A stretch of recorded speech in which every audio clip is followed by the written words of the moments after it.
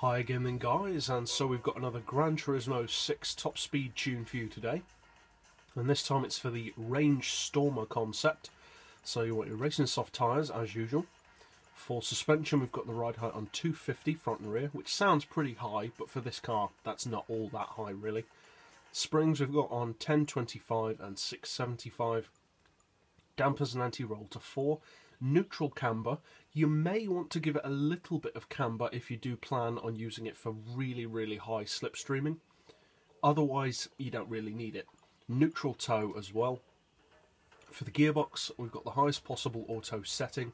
Then we've got first gear on 3.4, second, third, fourth and fifth all the way to the left, with sixth on 0.650 and a final drive of 3.5. For the diff, obviously it's all-wheel drive, so wheel spin isn't really an issue, but we've got low initial torque, high acceleration and low braking, with a torque split of 30-70. All the power upgrades of course, and I would recommend having NOS, and you definitely want the full weight loss package because this is a seriously heavy car. And traction control is of course, as always, turned off, and I would recommend always turning traction control off.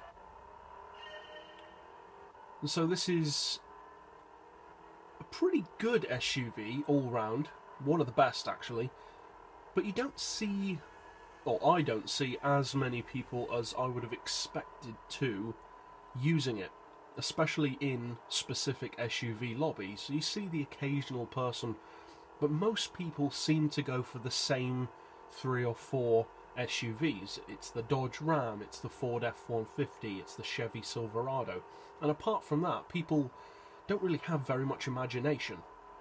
You see the occasional person in the Audi Pikes Peak Quattro, but even then nowhere near as many people as you'd expect to, given how fast it is. And likewise with this car, this isn't quite as quick as the Pikes Peak Quattro, but it's still very quick, significantly quicker in fact than the Silverado. The Silverado, which I have already done a top speed tune for, cruises at only around 220 under its own power, which is not very impressive if you consider how much power it has. That car has 200 horsepower more than this Range Rover, but this Range Rover is 15 miles per hour quicker, even without NOS or draft, which is pretty weird. Now, as far as draft potential, obviously the cruising speed, as I just said, is around 235, 236.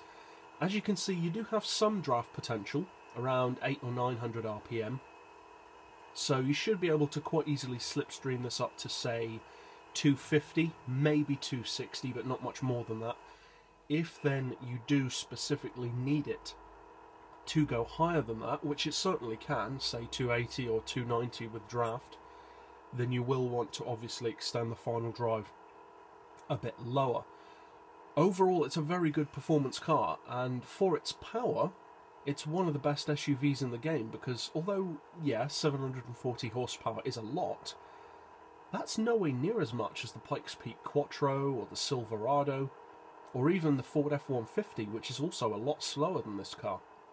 And considering how heavy this SUV is, again, it has really impressive performance. Now, it's pretty expensive, it's $500,000 credits, but if you're looking for a good all-round SUV, I would definitely recommend considering this one, because it is very good. So, if you found this tune setup helpful, or just new to the channel in general, feel free to subscribe. I put out new top speed tunes like this every day, various other tunes in the week, and as always, thanks for watching.